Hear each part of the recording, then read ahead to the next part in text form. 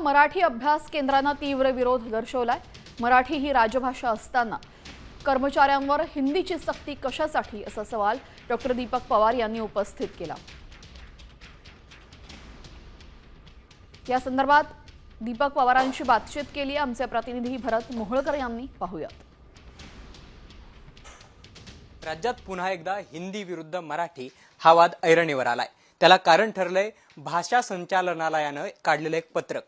हे पत्रक या संदर्भात बोलण्यासाठी मराठी अभ्यास केंद्राचे प्रमुख डॉक्टर दीपक पवार आपल्या सोबत आहेत। या भाषा संचालनालयाचं पहिलं काम महाराष्ट्र राज्याच्या वेगवेगळ्या राज्यामध्ये वेगवेगळ्या विषयांचे पारिभाषिक कोश करणं, न्यायव्यवहाराच्या मराठीकरणासाठी काम करणं, भाषा धोरण ठरवणं हे आहे।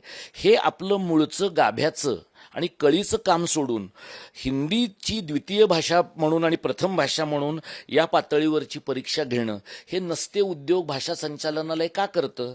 हा सरकारचा निर्णय मागे घ्यायला सरकारकडे महिन्याभराचा कालावधी आहे। सरकारने पुढच्या 15 दिवसामध्ये याबद्दलचा निर्णय घ्यावा, अन्यथा याही परिपत्रकाची होळी जिल्हाधिकाऱ्यांच्या कार्यालयासमोर करणं अशा प्रकारचा एक मार्ग कार्यकर्त्यांसमोर खुला आहे। मनसेकडे मनुष्यबळ मोठ्या प्रमाणात आहे आणि मनसेच्या या भूमिकेशी आम्ही पूर्ण सहमत आहोत। सरकारनं स्वतःची परीक्षा केंद्र जर त्यांना जपायची असतील तर सरकारनं ही वेळ येणार नाही ही त्यांनी काळजी घेतली पाहिजे। कॅमेरा पर्सन अनुप कुलकर्णीसह भरत मोहोळकर, साम टीव्ही न्यूज, मुंबई।